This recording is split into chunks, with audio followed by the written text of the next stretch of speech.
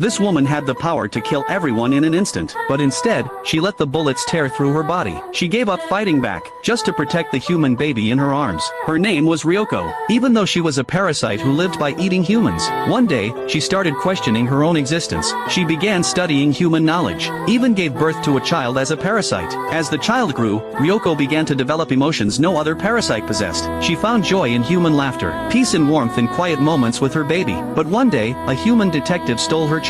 He used the baby as bait, trying to expose whether Ryoko was really a parasite. Ryoko didn't sense any killing intent from him, but her instincts still made her act. She saved the baby, and in doing so, exposed her true identity. After that, she sought out Shinichi, a human who also coexisted with a parasite. She hoped he could become the bridge between her child and human society. Ryoko had only ever killed a handful of humans, and only out of survival instinct. Most of the time, she lived on human food, proving that parasites didn't have to feed on people. Through her research, Ryoko came to one conclusion: parasites and humans were the same species, neither could truly survive alone. While Shinichi was lost in thought, police tracked Ryoko down and surrounded her, but when they saw her holding her baby with such tenderness, the officers hesitated. Only the captain raised his gun. Because the truth of Ryoko's identity had been revealed at the cost of that detective's life, the captain didn't hesitate. He pulled the trigger. Bullets ripped through Ryoko's body, but she kept walking forward, step by step, toward Shinichi. To make her words hit harder, she even shifted her appearance, transforming into Shinichi's late mother. Shinichi froze. The parasite in his hand screamed at him to stay alert, that it was a trap.